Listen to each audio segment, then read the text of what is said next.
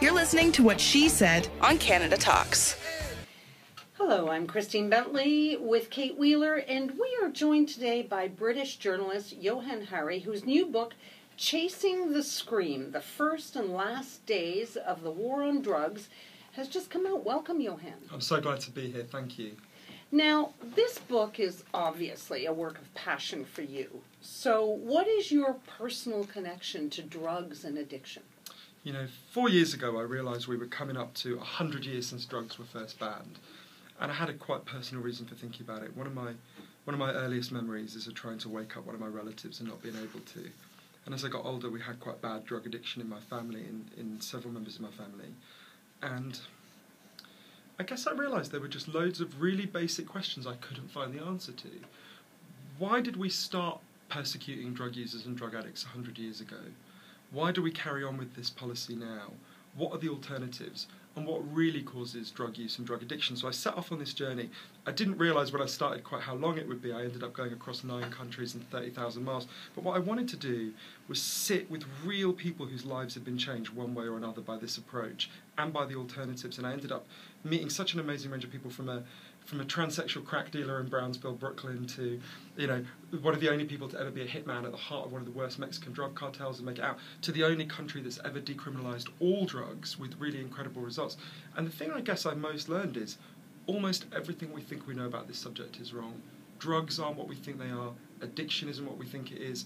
The drug war isn't what we think it is, and the alternatives aren't what we think they are. And coming back after all that, it really helped me to think differently about the people I love, and to think differently about this whole issue. All right, so this was a 3-year, 30,000-mile journey into this war on drugs. But let's take the things that you just said piece by piece. Drugs are not what we think they are. What do we think they are? Really shocked me this. If you had said to me 4 years ago, what causes heroin addiction, for example, I would have looked at you like you were a little bit simple-minded, and I would have said heroin causes heroin addiction. And there's a story we've been told about addiction and how it works for 100 years that is so deeply ingrained we take it for granted. We think that if the first 20 people listening to this show, if they all used heroin together for 20 days, because there are chemical hooks in the drug, their body would physically need the heroin. At the end of it, that's why they'd be addicts. Seems kind of obvious to us. The first thing that alerted to me that may not be right is if when it was explained to me by a doctor in Vancouver, if any of us step out of this studio today and we're hit by a car and we break our hip, God forbid, we'll be taken to hospital and we'll be given a huge amount of diamorphine. Diamorphine is heroin, right? Mm-hmm. It's actually extremely strong heroin, much better than you'd ever buy on the streets because it's medically pure. You'll be given it for quite a long period of time. Everywhere all over the world, in the developed world, people are being given heroin in hospital for quite long periods of time. If what we think about addiction is right, what causes it, well, they should leave hospital as addicts. And that never happens, virtually never happens. When I learned that, I didn't really know what to do with it. It didn't seem to fit with what I'd learned and what I'd been taught. I only really began to understand it when I went to Vancouver and interviewed an amazing man called Bruce Alexander, who's a professor in Vancouver, and he explained to me, the idea of addiction we've got, that idea, comes from a series of experiments that were done earlier in the 20th century. They're really simple experiments. Anyone listening to this could do them if they're feeling a little bit sadistic. You just get a cage and get a rat and give it 2 water bottles. One is just water, and one is water laced with either heroin or cocaine. Okay. If you do that, the rat will almost always prefer the drugged water and almost always kill itself quite quickly. So there you go, that's where our theory of addiction comes from. In the 70s, Bruce comes along and says, hang on a minute, we're putting the rat in an empty cage. It's got nothing to do except use the drugs. Let's try this differently. So Bruce built Rat Park. Rat Park is like heaven for rats, right? Everything. Okay, heaven for rats. Everything your rat could want, it's got in Rat Park. It's got cheese, it's got coloured balls, it can have loads of sex, anything it wants. And they've got both the water bottles, the drugged water and the normal water. But here's the fascinating thing. In Rat Park, they don't like the drugged water. They almost never use it. None of them ever overdose. None of them ever use in a way that looks like addiction. Now, there's a really interesting human parallel to this that I can tell you about in a second, but what Bruce says is, this forces us to realise that both the right-wing and the left-wing theories of addiction are wrong. The right-wing theory is, you know, you're morally flawed, you're a hedonist, you party too hard. The left-wing theory is the drug hijacks you and takes you over. What Bruce says is, it's not your morality, it's not your brain, it's your cage. Addiction is an adaptation to your environment. Human beings need to bond and connect. When you can't bond and connect because you're traumatized or isolated or alone, you will bond with something that gives you pleasure. That might be heroin, that might be pornography, that might be a roulette wheel, but you will bond with something else. And we need to think about addiction as kind of bonding going wrong. And that forces to think, it helped me to think a lot about the addicts in my life, because partly, you know, anyone listening to this who's got an addict in their life, if they're totally honest, you're angry a lot of the time, right? And even though I was always in favour of more compassionate drug policies, if I'm honest, there was a big bit of me that was like a drug warrior when I looked at the addicts in my own life. There's a bit of me that thought I wish someone would just stop them, and was tempted to threaten to cut them off a lot of the time. And one of the things I learned from this is that is the single worst thing you can do. If addiction is caused by isolation and insecurity and a lack of bonds, threatening to cut off your bonds, instead what I learned is to say to the addicts in my life, I will love you whatever you do, and I won't always be able to do it, and sometimes I'll fail, but I will always try and sit with you and always try and help you. And you know, and my love for you is not conditional on you stopping. So what is the country that you said has legalized all drugs? Decriminalised. It's fascinating. Yeah, it's Portugal, and it's so interesting. I went there and spent some time there, and it was so moving after going on this long journey to kind of go there. In the year 2000, Portugal had one of the worst drug problems in Europe. 1% of the population was addicted to heroin, which is mind-blowing. And every year they tried the American way more and more. So they arrested more people, put more people in prison, and every year the problem got worse. And one day the Prime Minister and the leader of the opposition got together, and they basically said, look, we can't go on like this. Let's set up a panel of scientists, doctors and judges to figure out what would genuinely deal with this problem. And let's agree in advance that we'll do whatever they recommend. So it just took it out of politics. It was really clever. And the panel came back about a year and a half later, and they said, look, decriminalise everything from cannabis to crack, but, which means don't punish anyone for using it, but, and this was the really crucial next step, take all the money that we used to spend on arresting, trying and imprisoning drug addicts and spend it on really good drug treatment. And that doesn't really mean what we think of as drug treatment in North America and a lot of Europe. They do rehab, and they do kind of psychological support, and that does have value. But the biggest thing was about learning the lessons of Rat Park. It was about reconnecting addicts with society. If you think about it, right, forget the drug laws. We could be drunk now. You've got a coffee there. That could be vodka, right, legally. We could it often is. The reason why it isn't vodka this morning, I'm guessing, although we only just met. It would be Bailey's. Bailey's in my coffee would be nice. But anyway. The reason why I'm guessing it's not is because, you know, you've got something you want to be doing with your life. You've got a purpose, you've got a job you love, you've got people you want to be present with, you've got a life that you want to live. The goal of the Portuguese decriminalisation was to make sure that every addict in Portugal woke up in the morning with something to do with their life. So the biggest thing they did was just subsidise jobs. Say you used to be a mechanic, you developed a drug problem. When you're ready, they'll go to a garage and they'll say, if you employ her for a year, we will pay half her wages. It's really simple. It's about reconnecting people. And it's been 14 years and the results are in, and it's kind of mind-blowing. We are speaking to Johann Hari. He's a British journalist and author of Chasing the Scream, the First and Last Days of the War on Drugs. Well, let's talk about the war on drugs, which failed. Can I just say one last thing about, very quickly, about Portugal? So the results are in, and they're really striking. 14 years after the decriminalisation and the transfer of all the money, injecting drug use is down by 50%, 50%. That's unbelievable. Every study shows addiction is massively down, overdose is massively down, and one of the most moving interviews I did, I think he thought I was a bit crazy because I got so emotional at the end. I interviewed one of the top drug cops in Portugal, a man called João Figueira, who led the opposition to the decriminalisation. And he said a lot of the things that your listeners will totally reasonably be thinking now. Surely if you decriminalise, you'll have a massive increase in drug use, you'll have all these problems. And what he said to me was, the exact words are in the book, but words to the effect of, everything I said would happen didn't happen. And everything the other side said would happen did. And he talked about how he now felt ashamed that he'd spent 20 years arresting drug users. Well, you also say that Canada has played a big role in doing some innovative things that people are now looking at. So you give an example in Vancouver. Yeah, I'm not saying this just to suck up to a Canadian audience. If you read the book, some of the great heroes of the book are Canadian. One of the most moving stories I found for the whole book, and one of the most extraordinary people I've ever met, I met in Vancouver. In the year 2000, there was a homeless street addict in Vancouver called Bud Osborne. And he was watching his friends die all around him. people would use behind dumpsters because they didn't want the cops to see them. But obviously, if the cops can't see you, no one can see you, and if you start to OD, you die. And Bud said, I've got to do something about this. But he also thought, well, what can I do? I'm a homeless addict, right? And he had a really simple idea. Got together a load of the addicts, and he said, no one else, just us. Why don't we start just parading the alleyways? We'll have a timetable, and when someone starts to OD, we'll call an ambulance. And they started doing it. And the overdose rate started to really come down, just from what the addicts did themselves, which was amazing in itself. But the addicts started to think about themselves differently. They started to think, maybe we're not like the pieces of rubbish that people say we are. And they started to learn about drug policy. Bud went to the library and he learned that in Frankfurt they had safe injecting rooms, where you can go and be monitored while you're used by doctors, and that had massively reduced overdose. And Bud thought, well, we have to have this in Vancouver, but there had never been anything like it in North America since the start of the drug war. So they started to stalk the mayor of Vancouver, a man called Philip Owen, who was a wealthy right-wing businessman, basically picture Mitt Romney, who'd said that all the addicts should be taken and detained at the local military base. And for 2 years they followed him everywhere he went with a coffin, and the coffin said something like, who will die next, Philip Owen, before you open a safe injecting room? And after 2 years they were getting pretty disheartened. And one day, to his eternal credit, Philip Owen just said, who the hell are these people? And he went to the downtown east side, and he met loads of addicts, and he spent loads of time with them.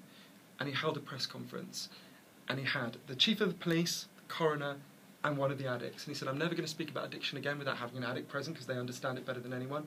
We're going to open a safe injecting room, the first one in North America. We're going to have the most compassionate drug policies in North America. And things are going to change. And they opened the safe injecting room. Philip Owen was deselected by his own party because they were so appalled. And it opened. He was replaced by someone who did keep the room open. And 10 years later, the results are in. The overdose rate on the downtown east side, death rate from overdose, was down by 80%, 80%. And average life expectancy was up by 10 years. And when Bud died last year, he was only in his early 60s, but he'd been a homeless addict during a drug war.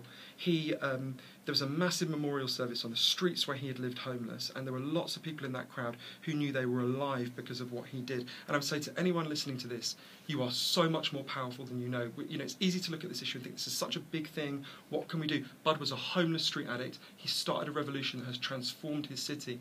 We can do so much to change this. We are going to head into a break now. When we come back, we are going to talk more with Johann Hari about Chasing the Scream, the first and last days of the war on drugs, and find out maybe what we can do. Stay with us.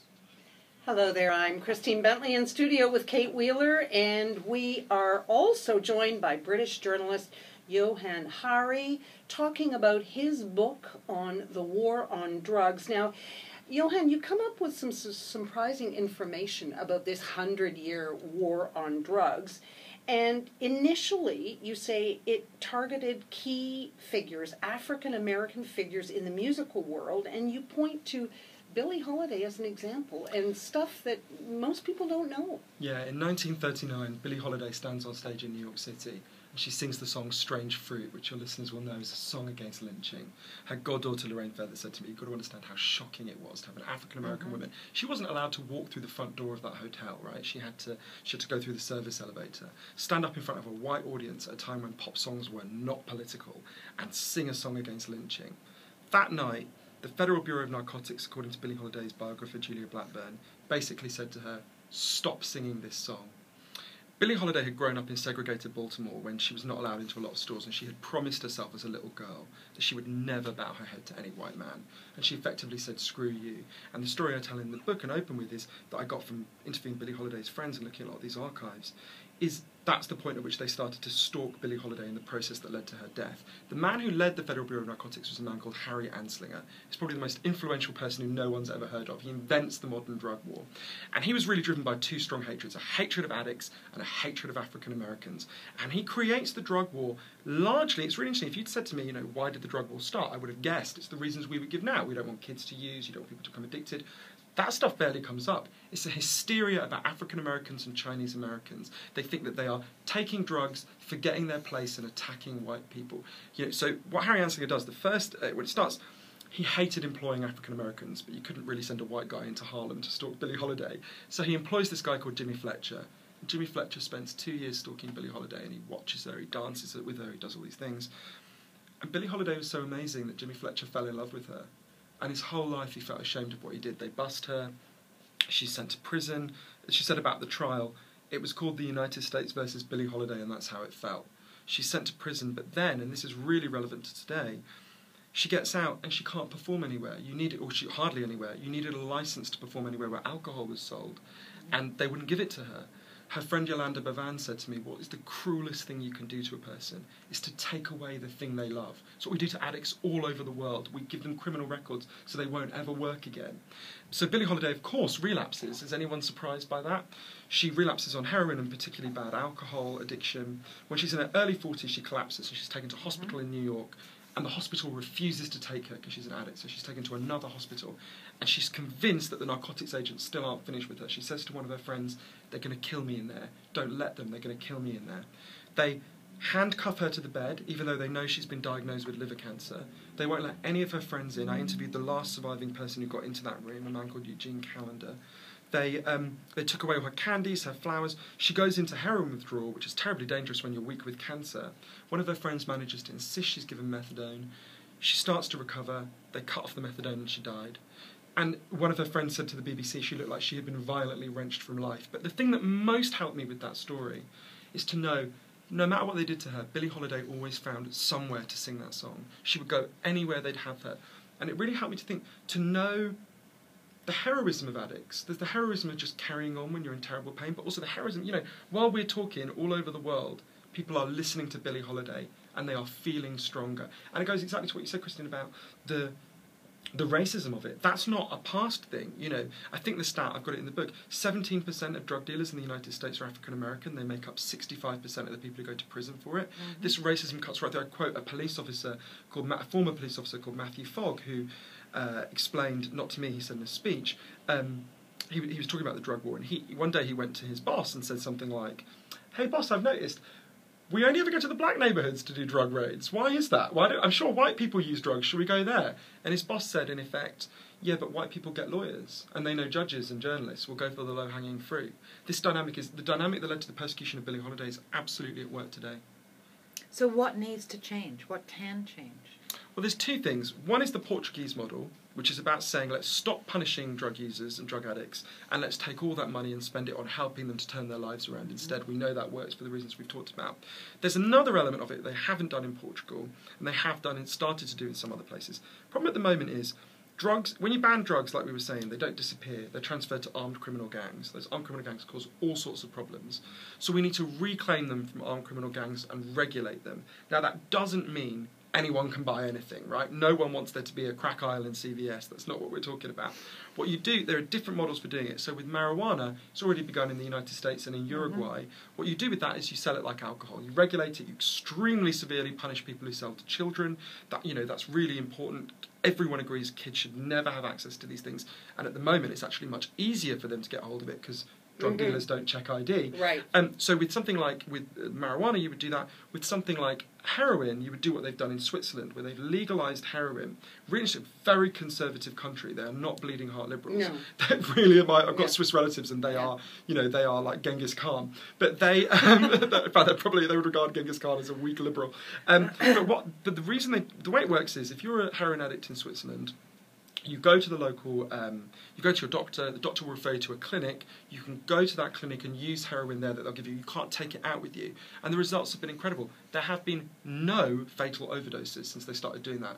But what about things like the Medellin in Colombia and the drug wars in Mexico, which impact huge numbers of people that are just happen to be in the middle? They have nothing to do with it. I mean, people are dying all over the place in South America because of this. How do you stop them? I'm so glad you said that. I went to those places. I went to particularly Ciudad Juarez, which was at that time one of the deadliest cities in the world.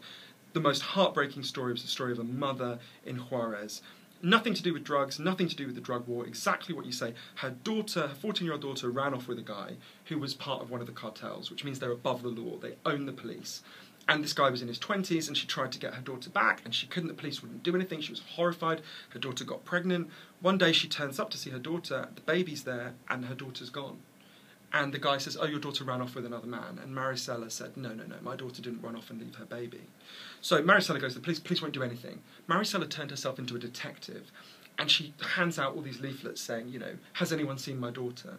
And one day a kid contacts her and says, he's terrified just to drive him out into the desert, and he says, I helped this guy Sergio dispose of your daughter's body. And he tells her where the body is, and she goes and finds the body. And then she finally is able to get the guy arrested. He's put on trial. In the witness box, he breaks down and cries and apologises to her for what he's done. And then he's acquitted because the whole thing is so corrupt, and he disappears. And she spends 3 years turning herself into a detective. She tracks him over Mexico with her friends. She walks across the desert. She walks thousands of miles. And after 3 years, she finds him, and the police let him go again. And she leads this big campaign, and she protests outside the governor's mansion, and one day, someone just shoots her in the head. But the thing is, what do we do to stop that? We need to reclaim the drug trade from armed criminal gangs. If you think about alcohol, right? During alcohol prohibition, Al Capone controlled Chicago, right? Exactly like the drug gangs, like the Medellin, like the Zetas, like all these groups in Mexico. Where are the violent alcohol dealers today? You know, does the liquor store here go and blow up the local liquor aisle at Walmart? No, because it's controlled by the legal regulated trade. So we absolutely need to bankrupt those armed criminal gangs by transferring the supply of those drugs to legal organisations. It's worth remembering, and this is easy to forget, and I didn't know it, drugs were legal until 100 years ago. We didn't have these problems. Of course there were tragedies related to addiction. Of course there were all sorts of problems. None of that happened. That's all created with the prohibition of drugs. None of it is a law of nature. None of it has to happen. We can literally end it now. I'm so glad you picked up on this. There's lots of tragedies caused by the drug war, but the single biggest abomination is this. And when Michelle Leonhardt, who's the head of the US Drug Enforcement Agency, the top kind of drug person in the United States, was asked in, I think it was Senate testimony, about the 60,000 people who've died in Mexico in the last 7 years. The phrase she used was, it was a sign of success in the war on drugs. That includes Maricela, that woman I was talking about, you know. The idea that ordinary Americans are so much better than that. You know, so I think you're totally right. The biggest moral abomination is what we've done to the supply route countries, and we can end it tomorrow if we want to. We are talking with a British journalist. Actually, you're Swiss Scot, right? The only thing I've ever written that my mother was really angry about is once when I was in New York for a pun on the Sting song, I called myself an Englishman in New York, and my mother, who's Scottish, terrible. She rang up and said, "No son of mine is an Englishman." Johann Hari, about chasing the scream, the first and last days of the war on drugs. Now, you know, obviously, this is scrupulously researched. It has taken you a long time. There are people in reviewing this book that have said that this, you know, is the prodigal fruit of that work, and with it, redemption for you, if it was needed, but redemption for you because of what happened in 2008. Yeah, talk about that a little bit? Years ago when I was working at a newspaper called The Independent, I did something that was really wrong.